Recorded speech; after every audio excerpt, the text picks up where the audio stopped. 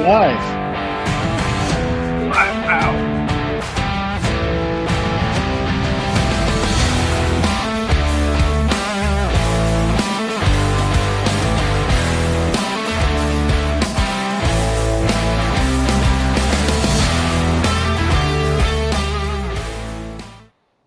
Hey, welcome. It is the StewKast Wrestling Podcast on the Combat Zone Network, a subsidiary of the Fans First Sports Network. I am Lou Marconi at omarconi251 on Instagram. My friend, co-host, and hetero partner at Corey Castle everywhere. You can check out his podcast, Evolving, on YouTube, Apple Podcasts, and Spotify. You can check us out on Spotify as well as YouTube. And God, we're live everywhere right now. So as many places. Let's get it all in. Let's just get it all in. Yes, with the Fans First Sports check Network. out all of our things, and also check out the sponsors. Check out Hemisphere Coffee Roasters. And right now, we'll pause just for 5 seconds. Give room for our sponsors to throw some ads in there, just for your benefit, please. Let's pause. All right. How about them sponsors? Thank you. All right. We got everything out of the way right up front.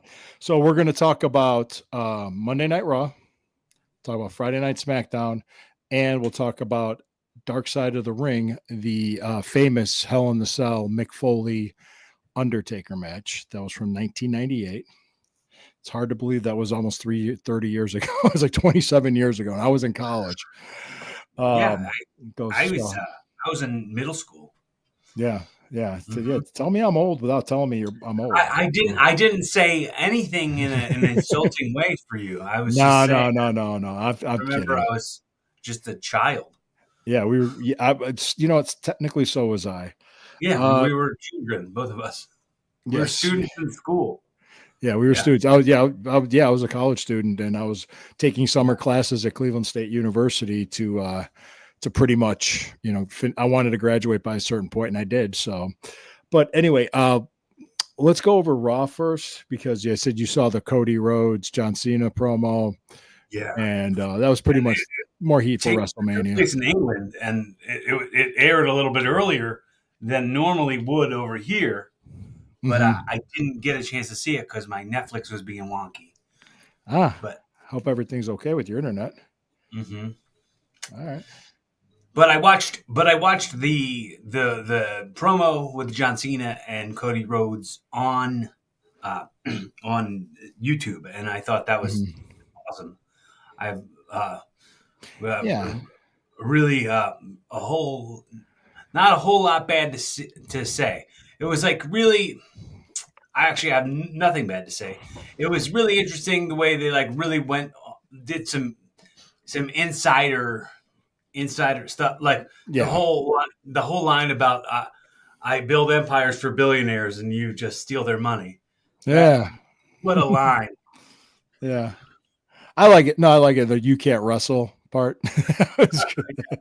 I put a note in that. I was like, yeah. There's also other stuff that happened too. The New Day went over in a tag team. I'm not sure what. It's kind of like. I don't know who the team was. Yeah, I probably do, but I didn't write it down. The Gunther zip tie. We got a comment. Who's commenting on us?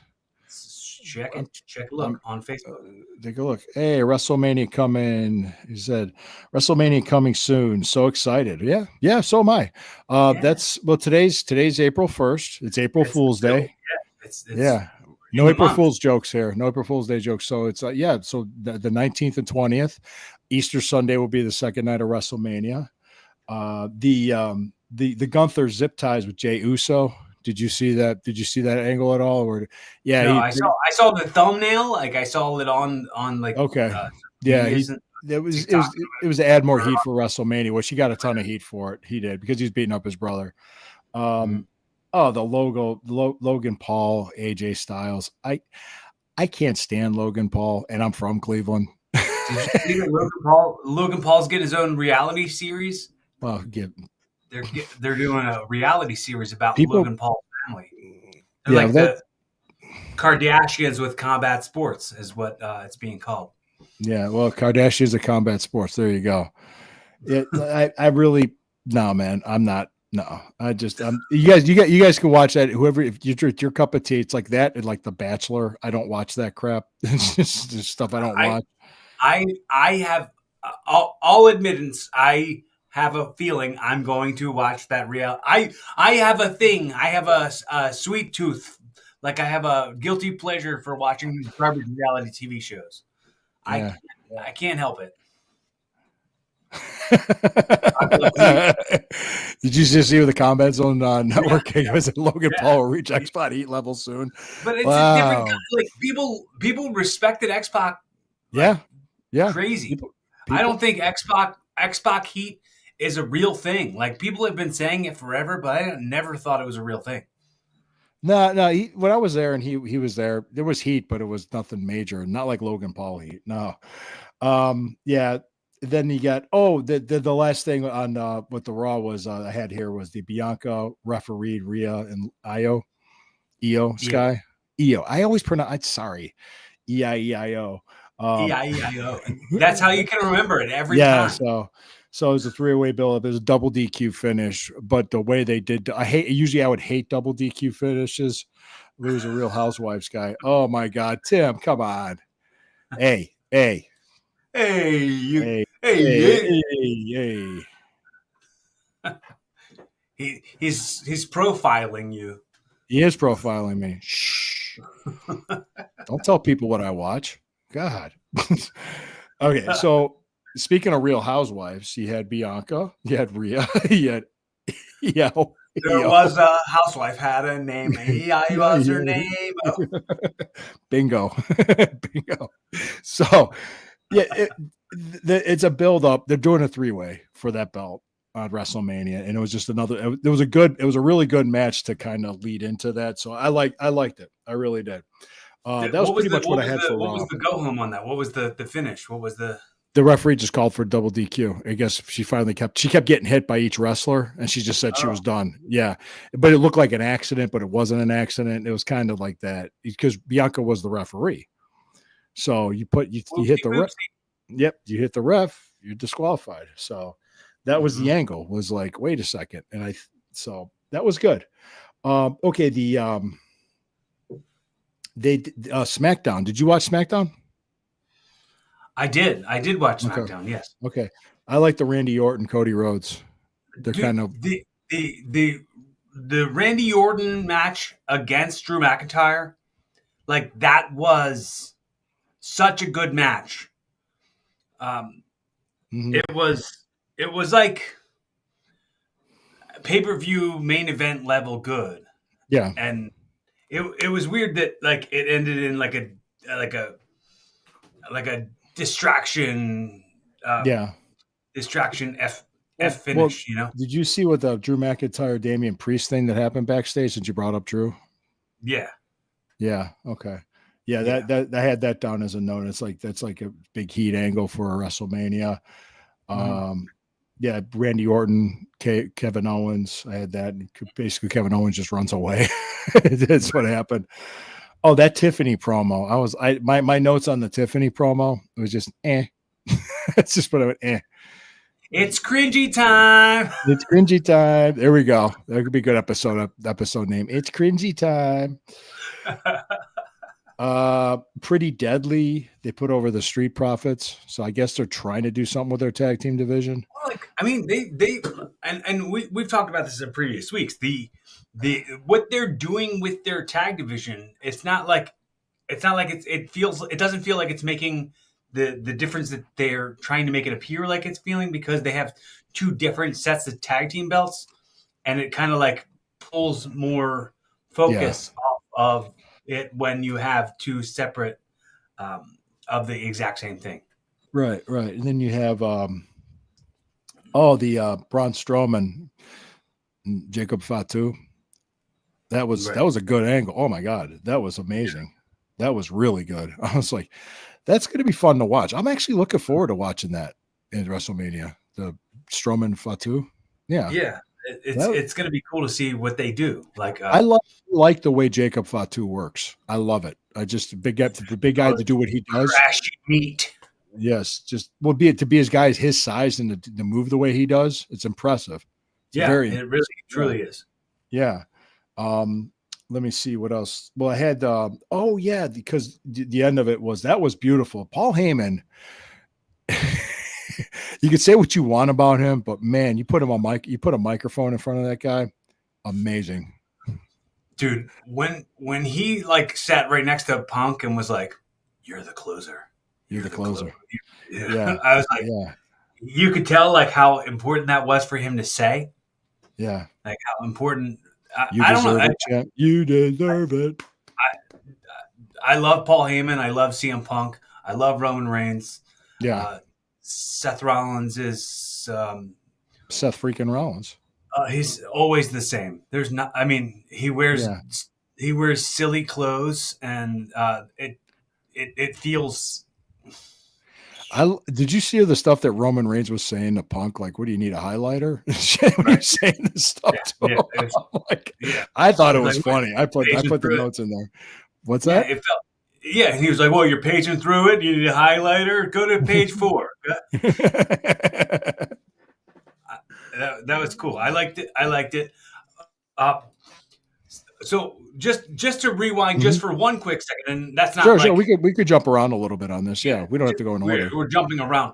In the promo that John Cena cut on Cody Rhodes, and he said the thing about like they can spot a phony from a mile away. You're too perfect. Like what you're like everything you're doing is too perfect. It's too like what that's I felt like that also applied to Seth Rollins and his stupid clothes that he wears. Yeah. I think that applies to why the dog's barking too. Yeah. Yeah. He said phony. But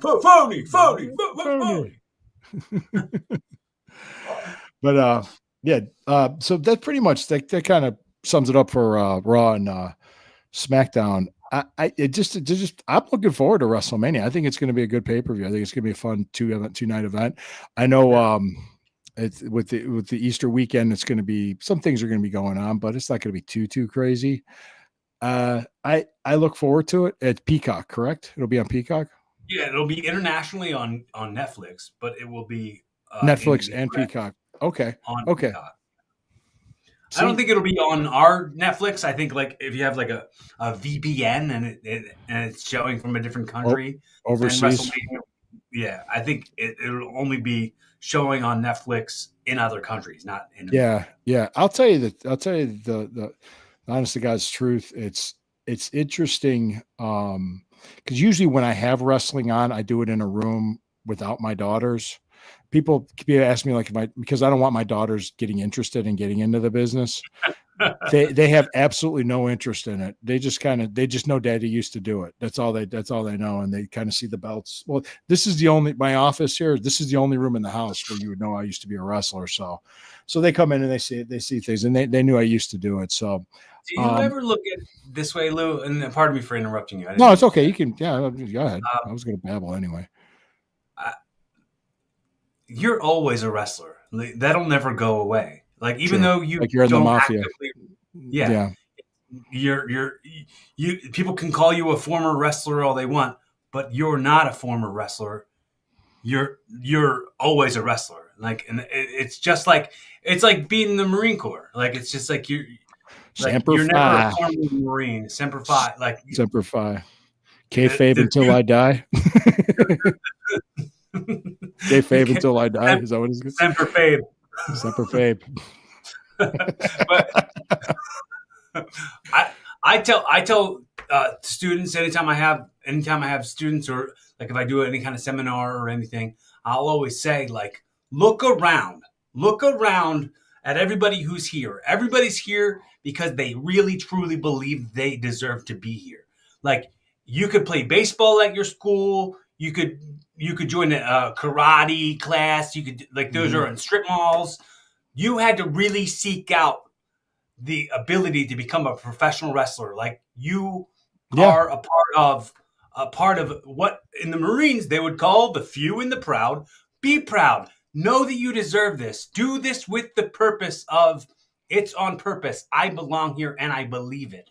And that's the way, like, when we carry ourselves as wrestlers. And I think I learned this through wrestling, was like when you're carrying yourself like you believe that you know what's going on, and like that you belong there, Mm-hmm. and like you're in charge of whatever your situation is. That might be something that has carried with me every single place I go, because any time I go to any place, people come up to me and they ask me questions like I work at a place. And I'm like, I don't work here. Like, oh, you just seemed like you had all the answers. I'm like, yeah, not the answers to the questions that you're asking me, like, where's the toilet paper aisle? I can't tell you, but Yep. it's something like it's going to be ingrained, hardwired into us to be pro wrestlers forever. Even if either one of us isn't actively doing events, like at this moment, I'm kind of on a little hiatus from doing live events as a wrestler, but I'll never consider myself a former wrestler. I'm just retired, actively retired. But by me being on this podcast and talking to you about it, that means I'm still involved somehow, right? Wouldn't you think so? Yeah. I mean, so it's that. Speaking like Mick Foley, we were talking about. We did the Sunday Stew Pop before this. We taped it, so it's going to air Sunday on Rumble. We talk a lot more detail about the Hell in the Cell with Mick Foley, because Mick Foley, he's not active, but he still likes to interact with the audience. So he likes to go out, and he calls it, what did he call it on the Dark Side of the Ring? Spoken word, which is pretty much, I don't know if he's telling jokes or just trying to make people laugh, or he's just entertaining people with stories, I'm pretty sure. And he was brought into WWE, or then WWF, in '96 to work with the Undertaker, to draw money with the Undertaker, because what they talked about in the Hell in the Cell was they brought in wrestlers that were giants to face him. Right. He the guy that used to be Papa Shango that became the Godfather, Charlie's. Right. They brought in, they had Kevin Nash when he was Diesel. They had Giant Gonzalez. El Gigante. Yeah, they had him. So they're bringing in giants to face him, King Kong Bundy. And like, okay. So then they brought in, hey, let's bring in Mick Foley, a wild man. That's really what it was. And I was just so that I had the story about the Hell in the Cell that I was friends with Mick back then. I still, if I saw him, we saw each other now, we talk, we'd be friends. I just haven't talked to him in a very long time, since I haven't been as involved with the business, and neither is he. So we never really crossed paths much anymore. He did the Boiler Room match in the '96 SummerSlam. Those were so cool. Yeah, he did that. I was one of the druids that carried off the Undertaker. So that was '96 SummerSlam in Cleveland. It was me and a group, and then I ended up, I got paid the Saturday night because we rehearsed it. And all Mark kept saying was just, don't drop me. Don't drop me. That was what he kept telling us. Don't drink tonight. I don't want you to drop me tomorrow. So he was, Mark was cool. Mark is one of the best people in the world. He's a great dude. Then he should have told that to StewKast kid at the WrestleMania, don't drop me. Don't drop me.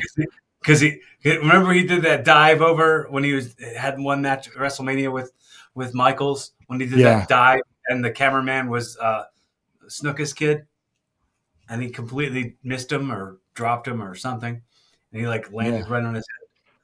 Rene Encarnacion. Yeah. Good morning. Well, it's afternoon, but thank you. Yeah. Good morning. Well, good day. He's on the West Coast. He's on the West Coast. Well, good morning. Yeah. All right. Good morning. Good morning on the West Coast. Good afternoon on the East Coast. So, okay. Thanks, Renee. Thank you.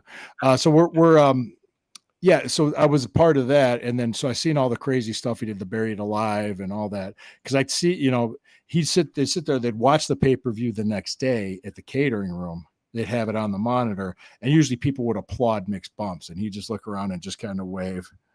And yeah, I love Mark Green, great wrestler. Okay, who's Mark Green? Good question. I don't know. All right, I don't know. Well, but hey, give our regards to Mark Green. And we got another comment here. Spot Center. No. Oh wow. Wow. Yeah. Hey, thank you. Wow. Cool. Wow. Yeah, I appreciate it. Okay, do I have to read this? Well, since it's on Spotify, for the Spotify audience. The audio only people are going to be like, what the heck are you reading? Yeah. It's a spot center. No. I guess. Thank you for entertaining me and my family for several years, starting at the Pavilion with Walls in McKeesport and later WrestlePlex in the same town. So talented. Appreciate you made the drives. Yeah, I don't drive.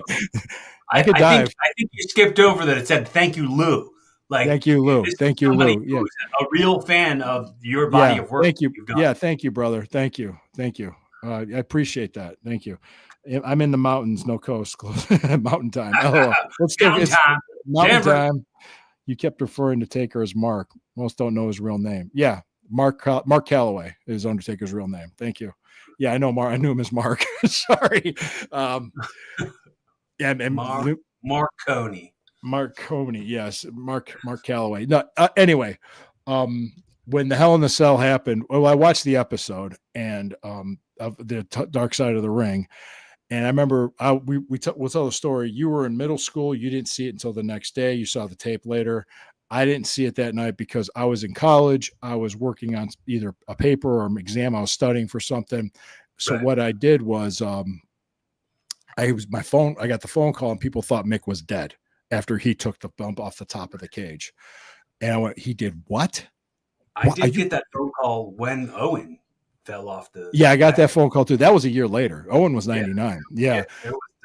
It was a whole year later, but it was that exact call. Someone called me and said that he died. And I mean, I didn't get the phone call crying wolf on Mick Foley. So there wasn't even crying. What they honestly did. They thought they didn't think that was a work. They thought he was dead.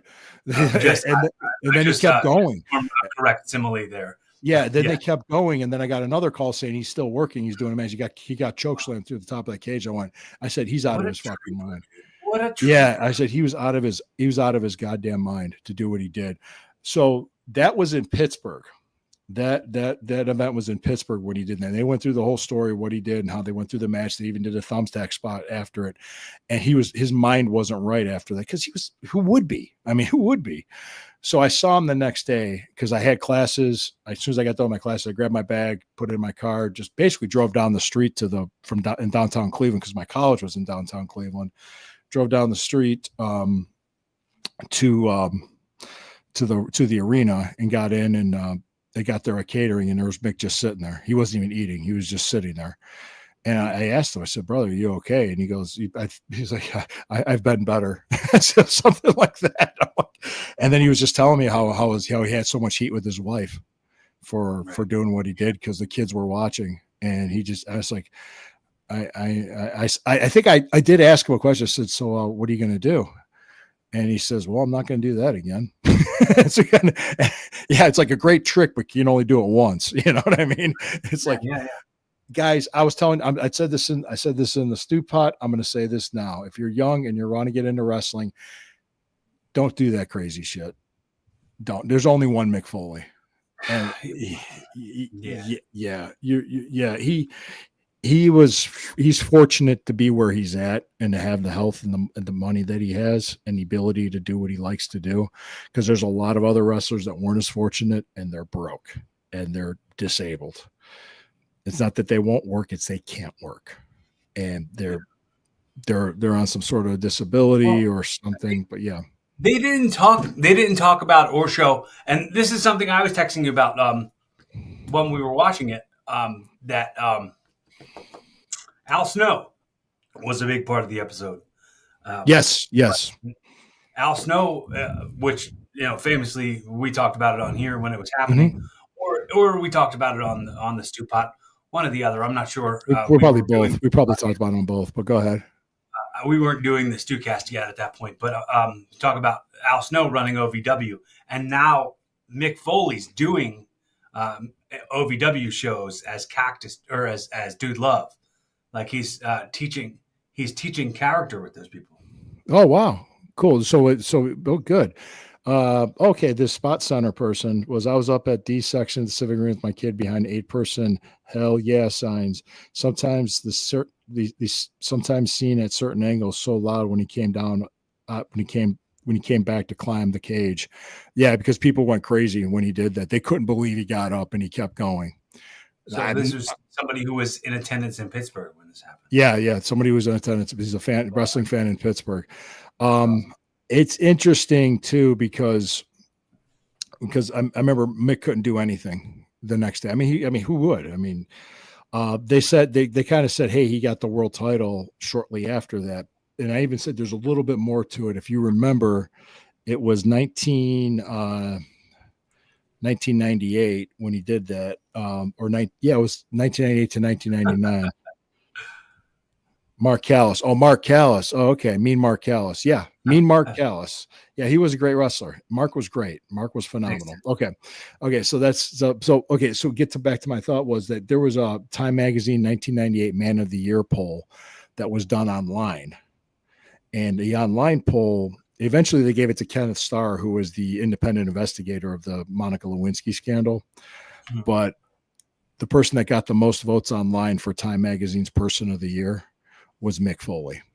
Well, like also at the time, Mick Foley was a New York Times best-selling author. Have a Nice Day was a phenomenon. Like that really changed not just the sport of wrestling, that changed the culture of wrestling. That changed how everyone outside of it viewed it on the inside. Yeah, he was a talented guy. He still is. Don't get me wrong, but he was special. Mick Foley's special. Not saying other wrestlers out there aren't special. The train thinks you're special. I'm not saying anything like that. But there's only one Mick. And trying to emulate what he does and do the crazy stuff is not a good idea. And then I think Tim just said something else. Hang on, Tim. What do you got there? Al Snow's a great dude from Lima. Yep. Talked to him many times as a teenager. I wrestled Al Snow twice in ECW. Yep. Al's a good dude. Al Snow's one of the best human beings you'll ever meet. Yep.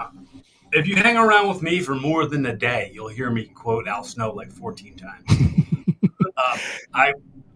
I'm a huge Al Snow fan. I've shared locker rooms with him many times, but we've never had a match together. Yeah, easiest part to work. I'll say this too. He was when I worked him, he wanted to do anything and everything. Now he's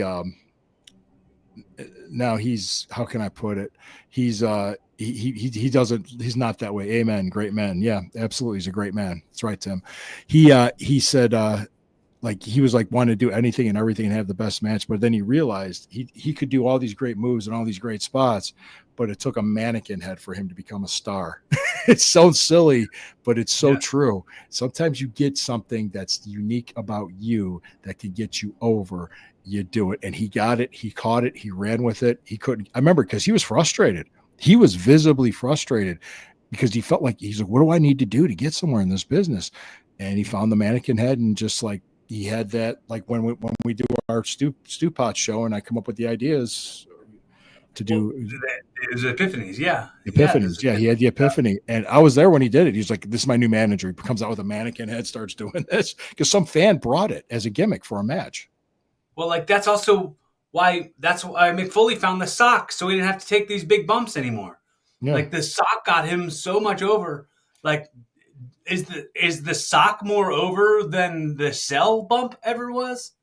Who knows? But I mean, it might have sold more merch. He probably sold more socks than he did. Let me close on this thought, and if you want to close on a thought too, guys. Is in wrestling, if you're breaking in and you're learning, it's not what you do, okay? It's how you do it and when you do it that gets over. It's psychology. What do you got to say, Corey? And then we can take it home. Sometimes it's about being the right person in the right place in the right time. Mm-hmm. Find yourself to be the right person, and those places and times will find you. Amen, brother. All right, guys, thank you so much for the comments. Thank you so much for the interaction. Thank you so much for watching. We're gonna do this again. Dark Side of the Ring next episode is about Ludwig Borga. We'll talk about that. We'll talk about Raw and SmackDown. What's that? Yeah, it's on tonight at 10 o'clock on Vice. Dark Side of the Ring. Check it out. It's a good show. I mean, it's dark. If the kids are too young, don't let them watch it because it's about a lot of dark stuff because dark side of the ring. So it's a dark business, but I know we're going to be watching that. We're talking about that next week, guys. Thank you. And the fans the fan in Pittsburgh, you have no idea how much that means to me. Yeah, that is so much. That made my day, man. Thank you. People actually still remember me from like 30 years ago. I love it, guys. Love you guys. You're never a former wrestler. That's what I said. You'll always be. And I'll always be over at home, at least. All right. Show's over. Oh, hold on. We got another comment. Hold on. Thank you. Thanks, Tim. Yes.